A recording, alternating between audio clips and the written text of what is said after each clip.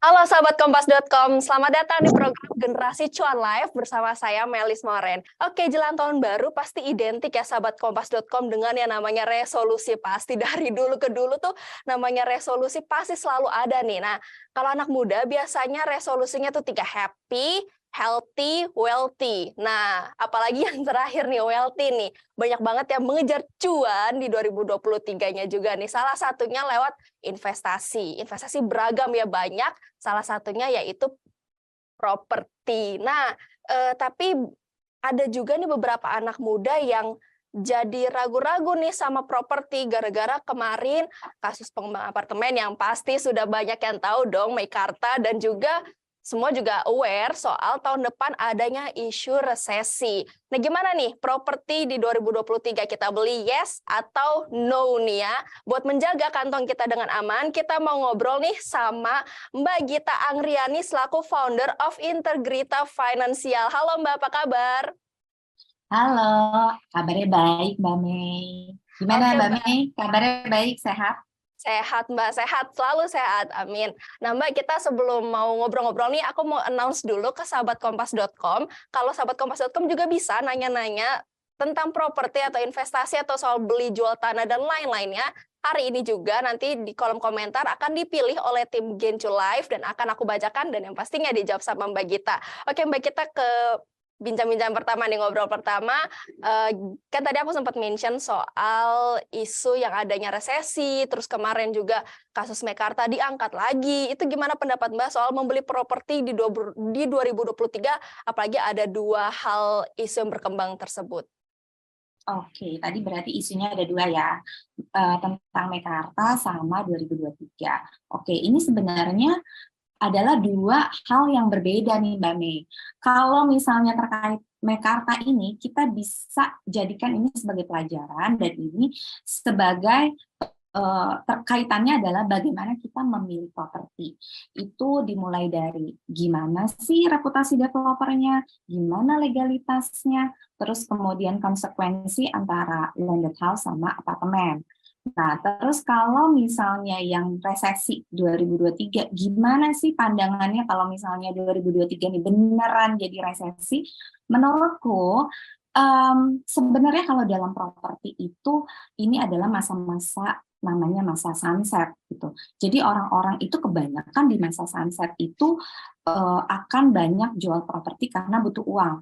Karena kalau dalam suasana resesi kan biasanya harga lebih tinggi, orang lebih butuh liquid asset. Nah, sebenarnya buat orang yang fondasi keuangannya udah oke, liquid asetnya banyak gitu ya, ada kelebihan, ini bisa momen yang oke buat mulai memikirkan membeli properti di masa resesi gitu Mbak Mei. Ini dari sisi si pembeli ya. Nah, jadi dan nanti kaitannya ketika kita udah punya uang, udah ready untuk beli, ternyata oke nih, ternyata di masa resesi banyak properti-properti yang dijual dengan harga yang lumayan murah nih, lumayan oke dibandingin kalau masa-masa normal gitu. Nah, tapi kaitannya kalau kita ingat sama Mekarta, oh berarti saya harus milih properti dengan benar-benar nih developernya siapa, reputasinya bagaimana, legalitasnya seperti apa gitu Mbak Mei.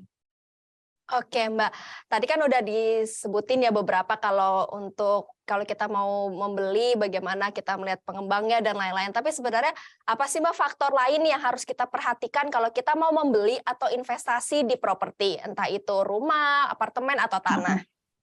Oke, properti itu adalah sebenarnya kalau dalam perencanaan keuangan adalah mungkin bisa jadi aset terbesar seumur hidup kita nih, si properti. Dia itu membutuhkan komitmen yang sangat tinggi untuk memilikinya gitu ya. Bisa jadi kita tuh membayar properti ini dengan skema KPR, artinya hampir hampir satu kehidupan kita itu untuk kita dedikasikan untuk bayar KPR. So berarti ini adalah komitmen yang lumayan berat kan. So jadi yang harus disiapkan itu berarti harus matang nih. Kita harus memperhatikan fondasi keuangan, kondisi keuangan diri kita sendiri. Jadi sebelum beli properti yang harus diperhatikan, gimana nih dana daruratnya, udah oke belum? Udah 6 kali pengeluaran belum? Terus kemudian gimana sih cara kita memanage gaji? Apakah sudah punya budgeting setiap bulan? Apakah standar hidup kita sudah sesuai dengan pendapatan kita? Karena kalau enggak nanti kaitannya kalau kita udah punya properti butuh biaya maintenance, terus kemudian cicilan juga mengambil persentase yang lumayan besar dari gaji kita bakal kelabakan kalau kita nggak manage dari sekarang sebelum beli properti keuangannya. Terus kemudian udah punya asuransi kesehatannya atau belum? Kalau belum minimal punya BPJS kesehatan gitu. Ini 3 hal ini yang harus sebenarnya dipersiapkan dulu. Ini mungkin kaitannya di luar dari cara memilih properti atau developernya seperti apa, legalitasnya seperti apa. Tapi ini adalah hal yang sebenarnya sangat signifikan dan mempengaruhi kesiapan kita untuk punya properti. Oke Mbak, itu ya beberapa yang harus diperhatikan yang kadang juga anak muda suka lupa ya untuk mempersiapkan hal tersebut. Tapi nih Mbak, kalau dari aku pribadi melihat sekelilingku juga yang misalnya gajinya itu range-nya 5 juta sampai 7 juta. Mereka generasi sandwich juga, ada generasi sandwich juga, tapi karena mungkin tuntutan dari orang tua atau keluarga yang meminta, ayo dong kamu KPR rumah, masa kita mau ngontrak terus, berpikiran orang tua seperti itu. Itu gimana tuh Mbak kalau untuk generasi sandwich yang gajinya kisaran 5 sampai 7 juta, apakah lebih baik di 2023 dia mau start coba KPR atau lebih baik ya tetap sewa dulu Mbak? Oke. Ini aku sering banget sih Mbak Mei ngelihat kasusnya nekat gitu ya ngambil KPR, nekat untuk beli rumah tanpa persiapan yang tadi aku bilang gitu kan. Terus kemudian di tengah-tengah, apalagi nanti kalau misalnya ya jangan sampai ya kita memasuki masa resesi misalnya beneran terjadi ada layoff dan segala macam, itu bakal kelabakan. Nah, kalau menurutku yang paling tahu kondisi kita adalah diri kita sendiri. Jadi 3 hal yang tadi aku sebutin harus diukur dulu. Kalau misalnya, oke, udah selesai nih, hal-hal tersebut udah beres gitu ya. Nah terus boleh nggak kita memikirkan beli properti? Boleh banget gitu. Untuk gaji yang range-nya 5 juta, teman-teman mungkin ini memungkinkan untuk beli properti, tapi mungkin pilihannya tidak sebanyak teman-teman yang punya gaji di atas itu. Kalau misalnya 5 juta gajinya nih, itu kan berarti UMR di atas sedikit ya Mbak Mei? Iya. Ya kan? Nah, itu kira-kira cicilan yang bisa dipilih adalah 1,5 juta per bulan. Jadi sepertiga dari gajinya tuh Mbak Mei. Gitu. Nah, 1,5 juta per bulan beli rumahnya di mana Mbak Gita? Kayaknya nggak ada deh yang rumahnya segitu gitu. Ada, pilihannya bisa di KPR yang subsidi, rumah-rumah bersubsidi gitu maksudku. Jadi bisa dibeli cash atau bisa dibeli KPR gitu. Jadi teman-teman bisa menyesuaikan pilihan rumahnya dengan pendapatannya. Memang biasanya agak lebih jauh tuh dari kantor. Jadi nanti hitung-hitungannya baik sewa atau beli rumah dulu. Jadi nanti hitung nanti ongkosnya berapa sih sampai ke kantor, terus kemudian tenaga yang dikeluarkan bagaimana, apakah teman-teman sanggup dari lokasi rumah ke kantor menghabiskan berapa jam gitu ya di luar, itu juga harus jadi pertimbangan kan. Jadi mau kontrak dulu atau beli rumah subsidi itu keputusannya teman-teman nih nanti.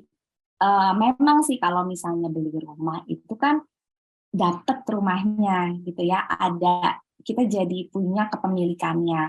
Cuma kalau misalnya kita bisa saving banyak, ternyata ada opportunity besar kalau kita kontrak dulu, ternyata ketika kita kontrak kita bisa ambil pekerjaan tambahan karena waktunya masih lebih banyak, dan bisa lebih menabung lagi untuk nabung DP-nya dan segala macam untuk bisa beli rumah yang lebih dekat dan tenaganya tidak terlalu tersita di jalan, itu juga akan lebih baik juga Mbak Mei.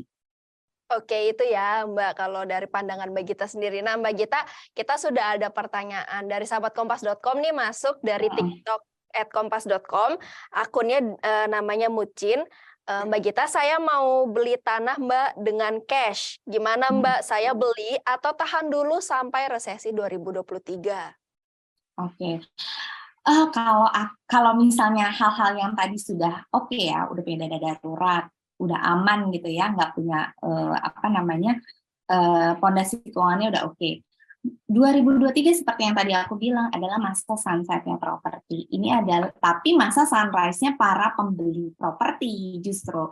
Jadi kalau kamu mau beli tanah, it's okay, beli aja. Justru ini adalah timing yang tepat tuh biasanya. Gitu. Oke, itu ya untuk sahabat kompas.com di TikTok yang bertanya. Nah, nanti untuk sahabat kompas.com yang lain yang mau nanya silakan nanti akan dibacakan. Oke, Mbak. Tadi ngomongin soal membeli juga pernah juga viral dibahas di media sosial Twitter. Ada omongan investasi properti khususnya tempat tinggal itu bisa jadi pisau bermata dua. Dia bisa jadi aset yang bisa mendatangkan passive income, tapi bisa juga jadi beban kalau rumah yang dibeli itu ternyata tidak ada yang ngontrak atau tidak ada yang nyewa, jadinya kosong kan, jadinya beban. Itu gimana nih menurut Mbak Gita melihat dua hal tersebut? Oke, benar sih sebenarnya. Kita tujuannya untuk membeli properti, berarti ini aku asumsikan adalah rumah kedua ya. Jadi setelah punya rumah tinggal, kemudian punya rumah untuk investasi lagi gitu ya. Nah, kalau niatnya adalah dari awal untuk diinvestasikan, kita juga harus menghitung tuh biaya-biaya yang melekat kayak pajak-pajaknya, terus kemudian biaya perawatannya. Setahun sekali kan pasti akan keluar tuh untuk biaya perawatan. Ini di covernya dari mana? Kalau misalnya dari penghasilan tahunan atau dari gaji kita nggak bisa cover, mau nggak mau ya kita harus sewain nih, usahain ini untuk disewa gitu ya. Nah, kalau misalnya enggak deh, kayak saya cuma pengen save aja ini untuk nanti. Nanti berarti asumsinya adalah kita mengharapkan ini sebagai investasi untuk kita punya capital gain nanti. Jadi nanti setelah di atas 5 tahun, ini soalnya kalau properti harus di atas 5 tahun ya. Setelah di atas 5 tahun atau 10 tahun nanti bisa saya jual, nanti saya bisa dapat kelebihannya dari harga yang saya beli sama harga jual nanti gitu. Tapi tadi harus diperhatikan kemampuan keuangan kita untuk bisa mengcover biaya perawatannya, terus kemudian untuk bayar PBB-nya gimana, ada nggak? Kalau nggak ada, ya itu, ini akan jadi pisau bermata dua, itu akan jadi nyusahin kita dan jadi liabilities buat kita gitu Mbak Mei. Oke, itu ya beberapa catatannya ya untuk diperhatikan kalau kita mau beli rumah untuk rumah kedua dan untuk dijadikan passive income. Nah Mbak, ini udah ada pertanyaan dari netizen lagi di TikTok kompas.com dari Mbak R menanyakan harga properti bagaimana ya Mbak di tahun depan? Kebetulan saya nggak bergerak di bidang properti. tapi saya tahu masa-masa gitu yang tadi. Jadi dalam properti itu properti ini sifatnya tuh pasar yang tidak teratur gitu ya, tidak ada kayak tolak ukurnya apa gitu. Kita hanya bisa membaca dari secara general. Antara satu lokasi dengan lokasi lain juga itu akan beda-beda sekali. Misalnya nih di Jakarta. Di Jakarta itu kalau misalnya kita mau lihat investasi properti sebagai investasi, nggak semua daerah itu punya prosentase kenaikan harga yang sama. Jakarta Selatan itu secara histori adalah yang paling tinggi dibandingin yang lain. Sekitar dalam 10 tahun terakhir, year on year 15%. Sementara misalnya Jakarta Timur, year on year biasanya tuh 13% seingat saya. Nah, ini aja sama-sama Jakarta akan beda gitu ya. Nah, di dalam pasar properti juga tuh ada masa-masa kayak sunsetnya, sunrise-nya. Sunsetnya ini dari segi kita sebagai pemilik properti penjualnya. Jadi teman-teman kalau misalnya mau membeli itu di masa sunset. Apa ciri-cirinya? Ciri-cirinya acuan bunga Bank Indonesia itu relatif tinggi. Kayak kemarin kan baru diumumin per Desember ya. Per Desember naik lagi tuh bunga acuannya Berarti ini adalah mulai masa sunset-nya nih. Terus kemudian biasanya diiringi dengan ya resesi itu kenaikan harga barang-barang dan lain-lain gitu ya. Di mana semua orang kondisinya itu butuh liquid asset untuk bisa survive. Nah, apa namanya, biasanya juga jadi ada banyak orang yang punya properti dan berpikir bahwa oh, untuk bisa punya liquid aset saya jual aja nih asetnya. Biasanya harganya apa akan lebih murah dibandingin masa-masa normal gitu. Nah, teman-teman yang mau beli properti bisa masuk di masa ini. Tapi kalau yang udah punya properti jangan jual di masa ini, tahan dulu gitu, Mbak Min. Oke, itu ya. Harus dilihat lagi ya keadaannya seperti apa. Mbak, ini menarik nih, ada dua sahabat kompas.com, yang satu di YouTube dan juga Instagram, tapi nanyanya hal yang sama nih Mbak, dengan dua orang yang berbeda. Intinya adalah mereka bertanya, lebih baik membeli properti dengan cicil apartemen atau ambilan cicil KPR rumah? Cicil apartemen sama cicil rumah. Landed house sama apartemen berarti ya? Iya, lebih baik Ini yang mana nih? Mereka bertanya seperti itu. ini produknya beda nih. Yang satu kredit kepemilikan apartemen kalau di bank, yang satu kredit kepemilikan rumah untuk landed house gitu ya. Jadi intinya sebenarnya gini, mau pilih rumah atau apartemen. Nah, kalau menurutku gini, masing-masing itu punya kelebihan dan kekurangan.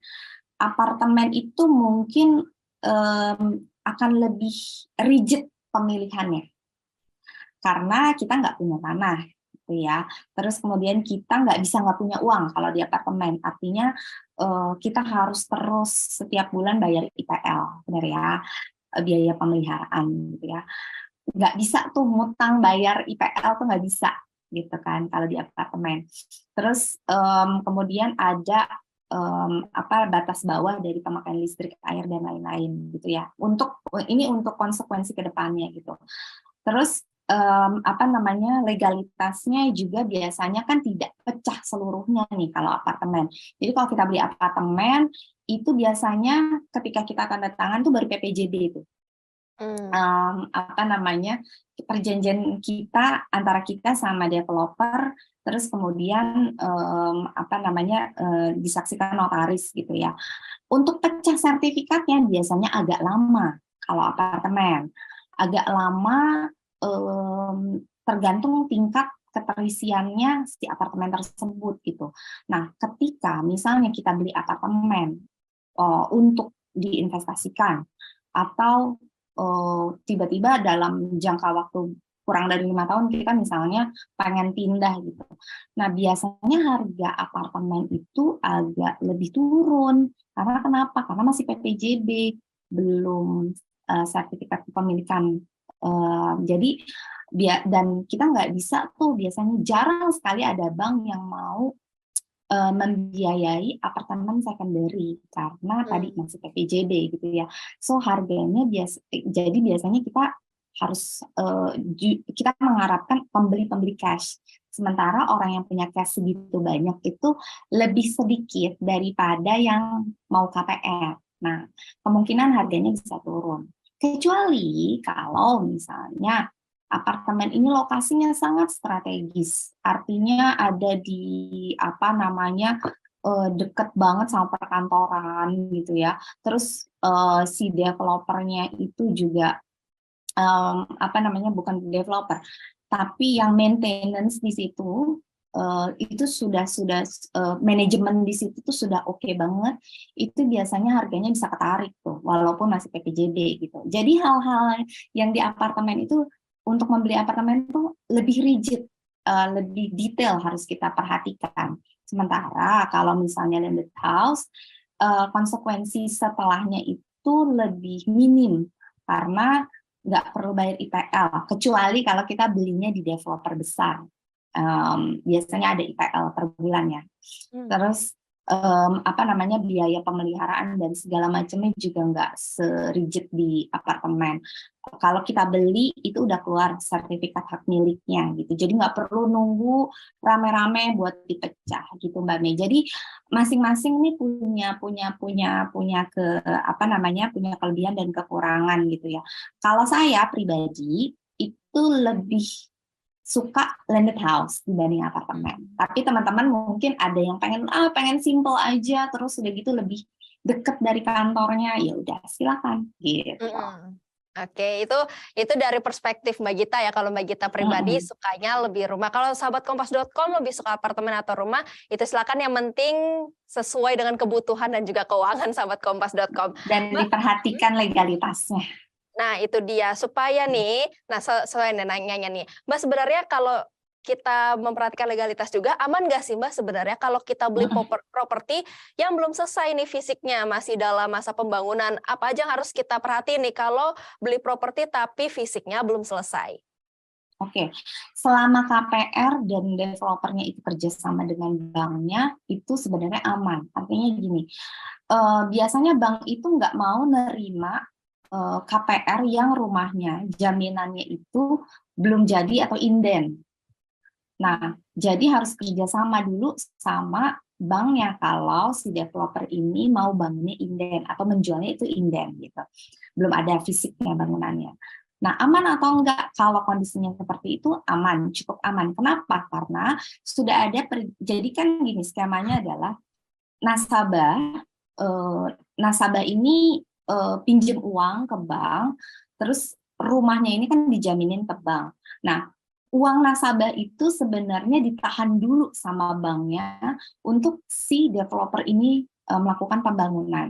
Jadi antara developer sama pihak bank ini ada perjanjian pencairan bertahap namanya.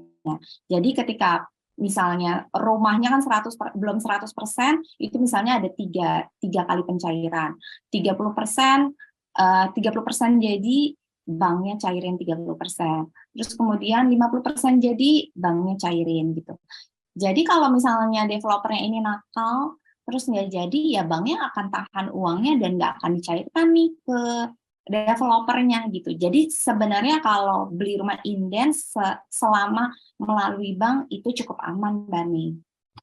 Oke, itu ya yang harus kita perhatikan lagi kalau misalnya membeli rumah yang fisiknya belum jadi. Mbak, sebenarnya apa sih Mbak plus minusnya kalau kita membeli atau investasi di properti di 2023, baik itu tadi kita sudah mention rumah, apartemen, tanah, dan lain-lain?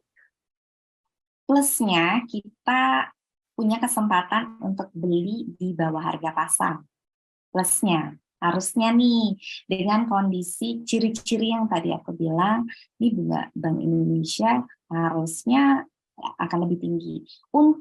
Ini khusus untuk orang-orang yang membeli secara cash atau cash bertahap ya Mbak Mei. Tapi kalau teman-teman yang berencana untuk KPR, ini mungkin agak lebih struggling karena bunganya jadi lebih tinggi daripada biasanya. Walaupun harga propertinya mungkin bisa dapat yang di bawah harga pasar, tapi bunga banknya lebih tinggi nih, bunga acuannya gitu. Kecuali dapat special rate dan lain-lain. Jadi untuk orang-orang yang punya liquid aset besar di tahun depan, itu adalah orang-orang yang beruntung, Mbak Mei, untuk bisa melakukan investasi dengan lebih lebih leluasa sebenarnya. Oke Mbak, ini ramai nih, udah mulai masuk lagi pertanyaan dari sahabat Kompas.com. Kita jawab satu-satu ya Mbak. Ini dari Instagram, ada sahabat Kompas.com juga sekalian cerita nih, aku ngekos aja deh sampai usia 30 Mbak, soalnya gajiku belum cukup untuk beli rumah. Tapi kalau gaji 5 juta gimana ya caranya hidup di Jabodetabek dan kalau mau save untuk properti Mbak? Oke, jadi kalau gaji berapapun, itu sebenarnya kalau misalnya nggak bisa di-manage, itu akan sama aja tuh output-nya. Nah, walaupun gaji kita 5 juta atau berapapun, itu ada rumusnya untuk membagi. Kita kan suka bingungnya menentukan standar hidup, sebenarnya saya tuh bisa hidup atau harusnya, pantasnya hidupnya tuh di angka berapa sih? Teman-teman bisa pakai angka metode 532, artinya 50% untuk primer, kebutuhan primer kayak makan, transportasi, gitu ya, internet, gitu.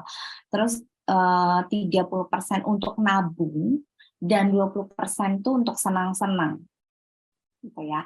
Tapi kalau ada cicilan atau berniat mencicil, angkanya akan beda lagi. Angkanya akan jadi 4, 3, 2, 1. 40% untuk primer, 30%-nya itu batas maksimal untuk seluruh cicilan, 20%-nya untuk nabung, 10%-nya untuk senang-senang. Nah, jadi happy nih kalau teman-teman yang nggak punya cicilan, sebenarnya senang-senangnya bisa lebih banyak gitu ya. Ini cicilan apapun ya. Nah, dibagi aja di angka itu. Berarti standar hidup 5 juta itu adalah, misalnya asumsinya nggak punya cicilan. 50%, 2,5 juta untuk untuk kamu menentukan standar hidupnya secara primer. Makan kamu harus dicukup-cukupin di situ tuh gitu. Terus juga harus membedakan ya. Ini yang suka-suka aku temuin adalah, wah segitu sih nggak cukup Mbak. Setelah diperiksa lagi ternyata makannya itu makan yang beda. Jadi boba, martabak itu nggak masuk ke primer ya. Tiap hari jajan mulu Mbak. Ya kopi kekinian gitu ya nggak masuk ya ke primer. Itu harus dibuang jauh-jauh ke apa namanya yang bagian dari 20 atau 10% buat senang-senang, food pleaser gitu. Nah, jadi kalau kamu bisa menentukan prioritas dalam makan aja harus punya prioritas, itu cukup gitu ya. Nah, terus kamu mau nabung buat DP nanti usia-usia 30. Dari sekarang kamu nabung minimal 20% sampai 30%. Sisihin untuk prioritas tersebut gitu. Jadi udah ada angkanya nih gitu ya. Kamu bisa pakai nanti tabungan perencanaan, bisa pakai reksadana pasar uang, reksadana pendapatan tetap. Jadi uangnya nggak di rekening dan apa namanya kepake digesek-gesek gitu. Oke. Perhitungan-perhitungan itu yang kita sudah harus mulai mengerti ya Mbak. Nah ini ada lagi nih Mbak pertanyaan dari sahabatkompas.com di Instagram nanya, boleh bagi tips gak biar gak ditipu kalau mau nyicil rumah?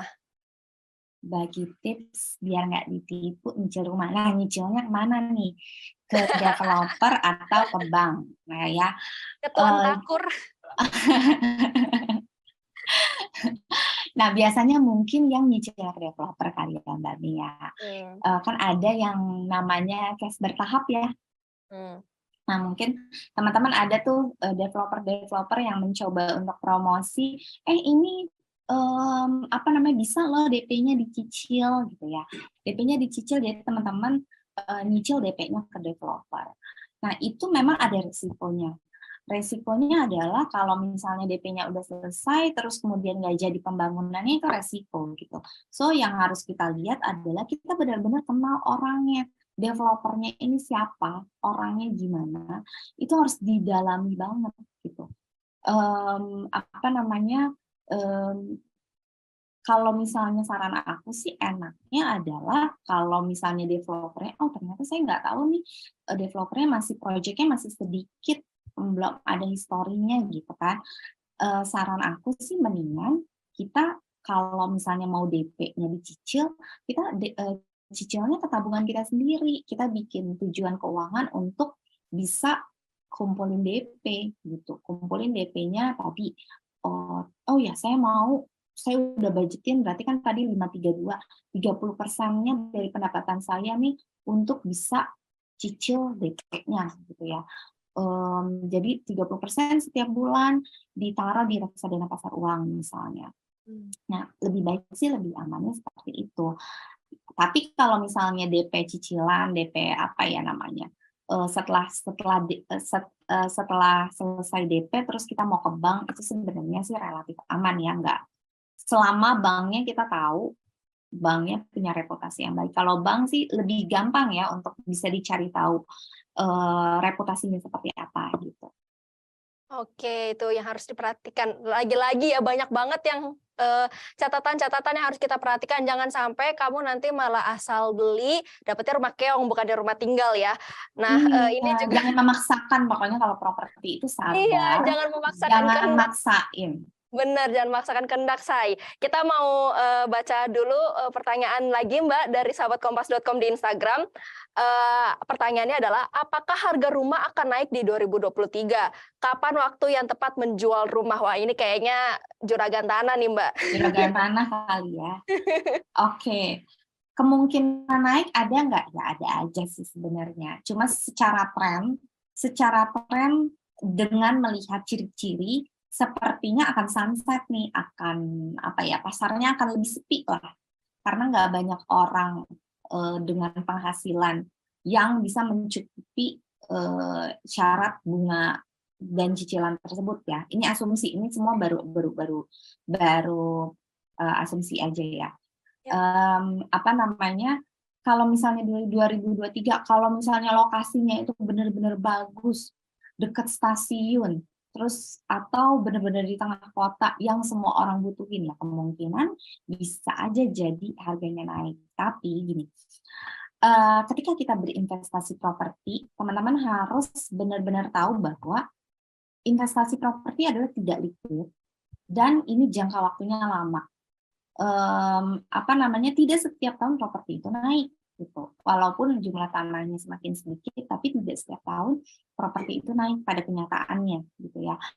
Rata-rata orang bisa punya capital gain yang baik itu di atas 5 tahun, bahkan 10 tahun gitu. Jadi tergantung sekali sama lokasinya di mana. Jadi kalau lokasinya benar-benar bagus dan premium, ada kemungkinan untuk bisa naik. Tapi kalau misalnya lokasinya agak jauh, itu saya agak ragu tuh kalau tahun depan bisa naik ya. Oke. Nah, ini Mbak ngomong-ngomong soal lokasi juga nih, aku kan baru banget beberapa hari yang lalu lihat di reels Instagram kan, kalau misalnya Instagram kita suka explore terus nemu-nemu video lucu. Nah, aku lihat juga ada video orang bikin kayak kehidupannya, yaitu berangkat kerja dari rumah ke kantor, rumah dia di pinggiran Cibubur, kantornya di Jakarta. Dia ke kantornya naik motor, terus pas dia kasih tunjuk nih perjalanan gue pakai Google Maps, ternyata 1 jam lebih, Iya, tahu. almost 2 jam, mau 2 jam. Itu gimana nih Mbak, kita melihat plus minusnya kalau kita punya rumah, beli rumah, tapi jauh nih dari tempat kerja atau aksesnya jauh dari tempat yang biasanya kita mondar-mandir ke sana kemari. Oke. Sebenarnya kalau daripada memaksakan untuk bisa punya rumah di tengah, tapi kita sebenarnya cicilannya engap gitu ya, ngos-ngosan, ya Iya. sebenarnya lebih baik kalau di suburban gitu ya. Nah, tapi balik lagi, perlu diperhatikan juga kalau misalnya kita memilih rumah di suburban, akses ke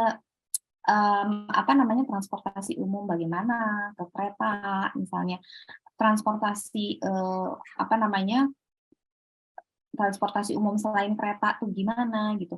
Kan jangan sampai nih kita pilih oke rumahnya sih murah gitu ya, kawasannya oke gitu, tapi jauh tadi 2 jam atau 2 jam masih oke lah ya Mbak. Sebenarnya kalau hari-hari kalau di Jabodetabek gitu ya, itu sampai 3 jam gitu ya. 3 jam di jalan, tapi akses dari rumah misalnya ke stasiunnya itu jauh sehingga kita harus pakai ojek online misalnya atau transportasi online yang ongkosnya aja lumayan udah gede tuh. Jadi perhitungannya tuh di situ. Jangan sampai kita cicilannya emang sedikit nih. Misalnya bisa 1 juta sampai 1,5 juta, masih bisa di-cover dengan gaji UMR. Tapi transportasinya jadi membengkak. Jadi bikin kita nggak bisa ngapa-ngapain karena transportasinya itu gede banget gitu. Nah, itu juga bukan hal yang bijak untuk memilih properti yang jauh gitu. Tapi kalau misalnya ke tempat kerja nggak iya jauh oke, tapi transportasi umumnya mendukung dari rumah ke lokasi stasiun misalnya atau terminal itu nggak terlalu jauh, ongkosnya juga nggak gede-gede amat, ya silahkan. Bisa tuh jadi pilihan. Oke, lagian juga kalau misalnya bawa motor nih 2 jam dari rumah kantor, perjalanan pulang juga 2 jam lagi, makanya nggak heran banyak banget anak muda yang pemuda jompo ya kayak saya nih Mbak, bawa motor udah capek banget tulang rasanya. Nah Mbak, ini, ada lagi nih pertanyaan dari sahabat kompas.com di Instagram, nanya, ada nggak sih Mbak patokan harga properti di setiap daerahnya? Nggak ada. Nggak ada. Nggak ada, nggak ada patokannya. Karena tadi itu yang aku bilang properti itu pasar yang tidak terregulasi. Jadi ya udah suka-sukanya penjual aja mau Hmm. mau jual berapa gitu ya. Ya beda ya Mbak kalau misalnya properti tergantung pengembangnya juga ya menjualnya berapa juga. Jadi mungkin bisa dilihat-lihat kali ya yang sesuai sama kantong yang mana ya, yang sesuai tadi kita udah juga bahas juga di awal. Nah Mbak, kita juga ada pertanyaan nih tapi dari aku dan tim. Ini kan ada informasi yaitu data Bank Indonesia, penjualan rumah tipe besar atau tinggi meningkat di tahun 2022. Pertumbuhan sektor properti tipe tinggi sekitar 29%, sementara tipe rendahnya 14%. Isunya kan 2023 akan ada resesi again, kita sudah membahas tadi juga. Nah, sebenarnya apa yang membuat itu naik, Mbak? Apalagi kan bilangnya ada isu resesi, tapi ini di data Bank Indonesia di 2022 naik. Apakah di 2023 akan sama atau ada kemungkinan-kemungkinan lain ya, Mbak? Kemungkinan orang-orang yang membeli itu pertama tidak apa namanya kalangan atau kelas ekonomi yang tidak terlalu terpengaruh sama tadi ini kan rentetan dari pandemik ya sebenarnya, sama pandemik.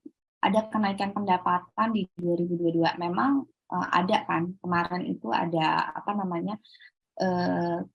pendapatan per kapita kita kan naik dari 2021 ke 2022 gitu ya. Nah, kelas menengah, kita nyebutnya kelas menengah. Kelas menengah ini mendapatkan apa keuntungan di pendapatannya ternyata agak naik nih di tahun 2022, dan kemungkinan yang dipilih adalah rumah ini adalah menjadi kebutuhan utama, yaitu rumah pertama mereka. Jadi kemungkinan inilah yang membuat harga tipe properti ini menjadi naik gitu ya. Jadi kemungkinan sih seperti itu Mbak Mes. Kalau misalnya dikaitkan sama 2023 resesi itu kita belum menjelang itu, tapi siap-siap teman-teman yang udah punya properti di 2021, 2022 tadi misalnya KPR, siap-siap kalau misalnya skema KPR-nya itu masa fixnya itu udah lewat, misalnya cuma setahun 2 tahun masa fixnya, terus kemudian memasuki masa floating di 2023 itu harus siap-siap karena bisa dipastikan bahwa cicilannya akan membengkak gitu. Itu dia yang Kalau dikhawatirkan kaitannya ya. sama resesi ya. Oh. Mbak, ini juga tadi aku lihat di TikTok kompas.com ada juga netizen yang bilang, aduh ngomongin resesi, ngomongin utang aja gue udah pusing gitu. Nah, tapi kan hal-hal seperti ini, fakta-fakta seperti ini yang ada yang kita lihat gitu isu-isunya supaya kita bisa prepare. Tapi sebenarnya dari Mbak Gita sendiri menurut pandangannya gimana sih soal isu resesi 2023 ini? Anak muda nih, apalagi yang dari tadi kita udah saling sharing gajinya sekian sampai sekian, yang tuntutannya seperti ini itu, harus kayak gimana sih dalam mengelola keuangan buat menghadapi kalau ternyata di 2023 terjadi resesi? Dari sekarang harus dilatih mindfulness-nya terhadap uang. Jadi apa yang kita punya tuh benar-benar, misalnya tanggal 25, setiap tanggal 25 kita gajian. Dilihat tuh benar-benar uangnya, di rekeningnya tuh dilihat, oh gaji saya tuh segini. Ketika dilihat itu benar-benar harus udah ada angka di dalam kepala gitu ya. Harus udah ada pembagiannya, budgetingnya. Jadi pakai angka 532 atau 4321. Oke, berarti dari sekarang saya harus punya hidup sehari-hari hidup segini, angkanya sekian. Saya berarti harus bisa senang-senang dengan angka segini tuh harus cukup gitu. Nah, ini adalah bagian dari kesiapan kita nih nanti kalau 2023 nanti resesi, kita jadi nggak kaget.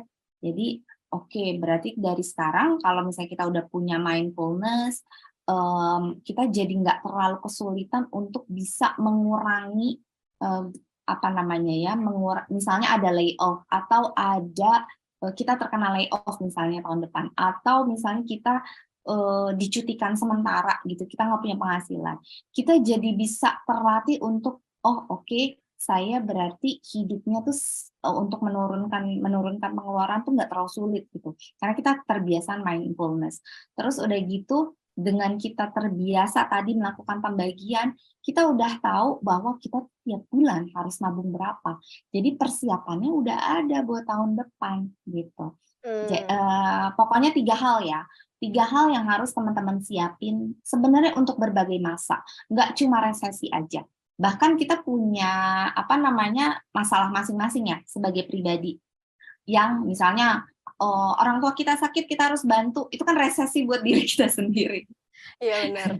Dan kejadian di luar dugaan juga ya. Di luar dugaan kan. Jadi setiap masa harus kita harus waspada, harus siapin. Dana darurat diusahakan 6 kali dari pengeluaran. Punya BPJS Kesehatan, tahu cara makainya. Kalau nggak punya asuransi kesehatan, punya BPJS Kesehatan dan tahu cara makainya. Karena kebanyakan orang nggak tahu cara makainya, ketika sakit jadi buang-buang uang gitu Mbak Mei. Nah, terus kemudian tadi ketika gajian, ketika dapat pendapatan, harus udah langsung dibagi ke dalam budgeting. 50% buat primer, 30% buat nabung, 20% buat senang-senang gitu. Mbak, gimana kalau misalnya kondisinya seperti yang tadi sahabat kompas.com ada yang mention kayak lu punya utang nih, gimana nih kalau resesi gitu? Kalau punya utang, beresin dulu utangnya. Ya, jadi dari misalnya sebenarnya utang itu kan yang sehat adalah boleh nggak punya utang, boleh nggak punya cicilan, boleh, asalkan maksimal di 30% gaji kita. Kalau misalnya udah lewat itu berarti udah nggak sehat banget tuh ya. Nah, kalau misalnya teman-teman ternyata punya hutang, ternyata hutangnya nggak produktif. Kalau misalnya hutang produktif ya udah cicil aja, nggak masalah gitu. Hutang produktif tuh misalnya KPR gitu ya. Cicil aja ya udah nggak masalah. Tapi kalau misalnya hutangnya paylater, terus apa lagi kartu kredit gitu ya, untuk yang konsumsi, teman-teman harus atur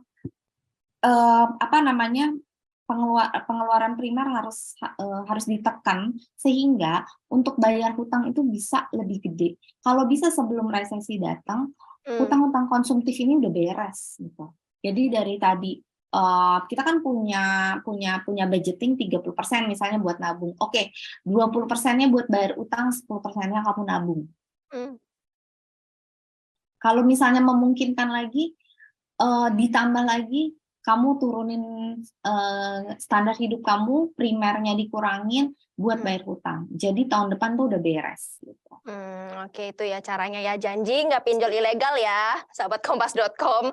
Nah, ini terakhir nih Mbak, untuk menutup Generasi Cuan Live kali ini, jadi dari Mbak Gita sendiri, beli properti 2023 yay or nay, dan boleh kasih tips do and don'ts-nya nggak Mbak untuk beli atau investasi properti yang aman di 2023? Oke, jadi tahun 2023, beli properti atau enggak, yay or nay? Yaitu yay.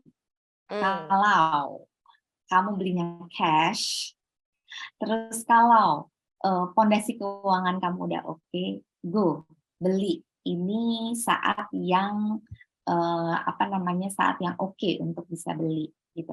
Nih, kalau misalnya kamu belum punya persiapan matang, belum punya fondasi keuangan gitu ya, cash flow masih berantakan, jangan. Benar. Jadi ada 2 jawaban tuh. Ya, iya-nya kenapa, nay-nya kenapa. Jadi ada pertimbangannya ya, Mbak. Oke, makasih banyak Mbak Gita Anggraini selaku founder of Integrita Financial udah sharing banyak nih soal properti di 2023 bareng Generasi Cuan Live. Sehat dan sukses selalu ya Mbak. Sehat-sehat Mbak Mei. Terima kasih banyak Kompas bisa ngobrol-ngobrol di Generasi Cuan. Oke, nah ini sahabat kompas.com, fun fact-nya adalah kalau kamu mau tanya-tanya lagi nih, kayaknya kurang banyak nih durasinya, kurang panjang, aku pengen nanya-nanya lagi ke Mbak Gita, kamu bisa kepoin juga Instagramnya @integrita.fp, F antena sama P ya, nanti kamu bisa tanya-tanya ke Mbak Gita di situ, sahabat kompas.com. Oke, terima kasih juga untuk sahabat kompas.com yang udah nonton nih. Kalau mau tahu berita seputar ekonomi dan bisnis, bisa langsung aja ke kanal Kompas Money di kompas.com, juga download aplikasinya di App Store dan juga Play Store. Kalau kamu mau yang nonton nih, versi nontonnya, kamu juga bisa ke YouTube channel kompas.com, cari di playlist Generasi Cuan, dan kita juga sudah punya YouTube channel sendiri yaitu Generasi Cuan. Jangan lupa di-subscribe ya, sahabat kompas.com.